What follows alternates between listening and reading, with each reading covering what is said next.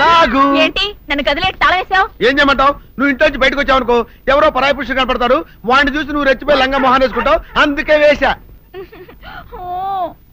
సరే గాని ఊళ్ళో సంత జరుగుతుందంటగా, నన్ను తీసుకెళ్ళవా? ఏంటి సంతక? నిన్న ఇంట్లోనే నిన్ను నీ లంగాన్ని కాపాడలేకొస్తున్నానే. సంతలో కొన్ని వేల మంది పరాయి పురుషులు ఉంటారు, వాళ్ళందరినీ చూసి అన్ని వేల సార్లు నువ్వు లంగా తీసి మొహాన్ వేసుకున్నావు అనుకో, నా బతుకు సంత అయిపోద్ది. అంటే నన్ను ఇలా 4 గోళ్ల మధ్య బంధించాలడా? నేను ఊరుకోను. ఊరుకోపోతే ఏం చేస్తావే? చస్తావా? ఊరేసుకొని చావు. నేనెందుకు చెప్తాను? ఏరే మంచోడు చూసుకొని లేకపోతాను. అమ్మో నీకు దండం పెడతానే, ఆ పని చేయకే. ఇప్పటికే అవమానంతో చచ్చిపోతున్నాను, ఆ పని చేసావంటే నేనే ఊరేసుకొని చేస్తాను. మరైతే నన్ను సంతకి తీసుకెళ్తావా? సంతకే? గొప్ప చిక్కే. అలాగే, గొప్ప ఐడియా వచ్చింది. సంతకి తీసుకెళ్తా, నీ కళ్ళకి గంతలు గడతా. కళ్ళ గంతలు కట్టుకుంటే సంత చూసి దట్టమ్మా. అవును, నీ పక్కన నేను ఉంటాను కదా, అక్కడ జరిగేవన్నీ డీటెయిల్డ్ గా చెప్తా.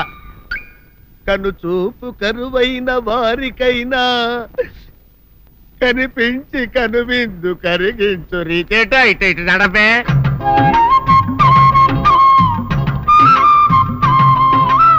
ఏంటండి మీ ఆవిడ హళ్ళకి హొత్తహత్యాదు? ఏం చేయమంటావు నాయన? సంతలో ఇంతమందికి కళ్ళకి గంతలు కట్టలేను కదా. అసలు హొద్దెన్ను హత్తాలండి. ఇప్పుడు చెబితే దడుచుకొని చస్తావు గాని, తీరికి దొరికినప్పుడు ఇంటికి రా, డీటెయిల్డ్ గా చెప్తా. వంతలుగా హమ్మంతాలా ఇవాళ హోల్ తెచ్చుకోమంతాలా? ఓరని అబ్బప్ప.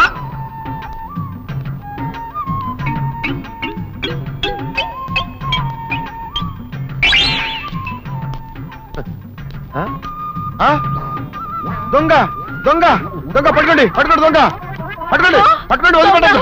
అయ్యో పరాయి పురుషులు. పట్టుకోండి, పట్టుకోండి, దొంగ దొంగ విధవా. దొంగ దొంగ నన్ను పట్టుకోవడం కదా. అక్కడ చూడు సూపర్ సీన్.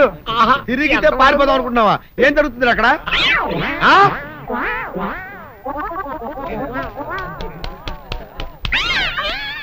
నిల్చు, నిజమే. పదండి, పదండి, పదండి. నీతో లాభం లేదే. నీకున్న లంగాలు చీరలని తగలబెట్టించేసి నీ చేత జీన్ ప్యాంట్ వేస్తే కానీ నాకు మనశ్శాంతి ఉండదు. అదా అదా అదా అదవే. బాబు గారు ఏంటే చెల్లెలి పెళ్లి శుభలేక? అవునండి, ఆగమేఘాల మీద అచ్చొత్తిచ్చానండి లగ్న పత్రికలు. తమరు దగ్గరుండి జరిపించాలి పెళ్లి. శుభం, తప్పకుండా జరిపిస్తా. ఇది అన్నట్టు పెళ్లి పనులకి ఎవరైనా మనుషులు తక్కువైతే చెప్పు, నా కొడుకు బుల్లిరాజు గారిని పంపిస్తా. చింతకాయం కాదు, మా ఇంటి నిండా బోల్డ్ మంది పనోళ్ళు పాలేర్లు. అసలే మాది ఇప్పుడు తొరల వంశం. వస్తానండి, అవతల బోల్డ్ మందికి వంచాలి లగ్న పత్రికలు. సెంతకాయలు అమ్ముకునేదానికి సిరిమాలత్యం పడితే సెంతకాయని చూసి సి వంకర టెంకరగా ఉంది, ఇదేం కాయా అని అడిగిందంట. అట్టుంది దీని కథ. ఏంట్రా ఇది విషయం, ఇది కిరసనాయలు, ఇది తాడు. అర్జెంట్ గా చచ్చిపోవాలంటే ఈ మూడిట్లో ఏది బెటర్ చెప్పు డాడీ.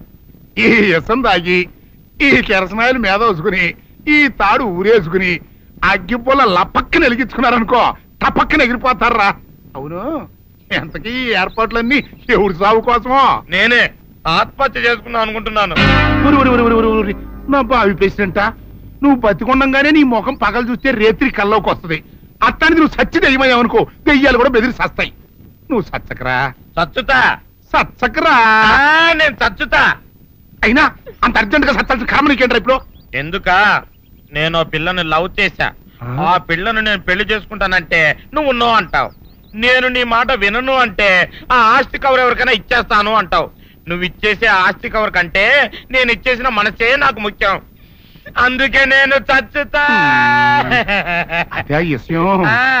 ఓరు నా బొగ్గుకొండ, నువ్వు ప్రెసిడెంట్ అవడం నాకు కావాలి గాని పేడెత్తుకునే అమ్మాయిని తీసుకొచ్చి నానా నేను దీన్ని ప్రేమించాను అని చెప్పు, నేను చేయకపోతాను. అవును, ఎంతకే ఎవరమ్మాయి? ఒకటే అట్లా సిగ్గుపడబాకరా, చాలా సండాలంగా ఉంది. ఎవరో చెప్పు. అది అది జానకమ్మ. ఏంటి జానకమ్మ? అమ్మా, నీ గని పిచ్చిగా నెక్కిందంట్రా. నా వయసావిని నువ్వు ప్రేమించడమేట్రా? జానకమ్మ కాదు డాడీ, ఆవిడ మనవరాలు సౌందర్యను ఆవిడ మనవరాలా? నా ఎరుకల్లో నా బొగ్గు కొండ కదే. రే, జానకమ్మ గారితో ఇయ్యమందడం అంటే నేను మాత్రం కాదంటని చెప్పు. వెంటనే వెళ్ళి వాళ్ళతో మాట్లాడి ఆ ముఖరథం పెట్టించుకొస్తా. అబ్బా కింద ఒత్తులు తీసేసి ప్రాణాలు తీసేస్తున్నావు డాడీ. ముఖరుతం కాదు డాడీ, ముహూర్తము. ముహూర్తము అదేలే ముఖరథము, అదే పెట్టించుకొస్తా. డాడీ నేను ఇంకో డాడీ కాకుండా నీకే పుట్టినందుకు నాకు పిచ్చి హ్యాపీగా ఉంది డాడీ. ఆనందమానందమాయనే ఈ అందగాడు పెళ్లి కొడుకాయనే. కానీ వీరికన్నా 8 ఏళ్ల ముందే శివకర్ బాపూజీ తల్పాడే అనే ఆయన ముంబై సముద్ర తీరాన ప్రపంచంలో మొదటి విమానాన్ని నడిపినట్లుగా రికార్డులు కూడా ఉన్నాయి. ఈ ప్రయోగంపై దామోదర్ వినాయక సావర్కర్ ప్రత్యేకంగా ఒక పుస్తకం కూడా రాశారు. అంతేకాకుండా 1885లో శివకర్ బాపూజీ తల్పాడే ఆ ఘనతను సాధించారు అనేందుకు ఆధారాలు కూడా బయటపడ్డాయి. ముంబైలోని జేజే స్కూల్ ఆఫ్ ఆర్ట్స్ లో ఆయన అధ్యాపకుడిగా ఉన్నప్పుడు మరుత్సక అనే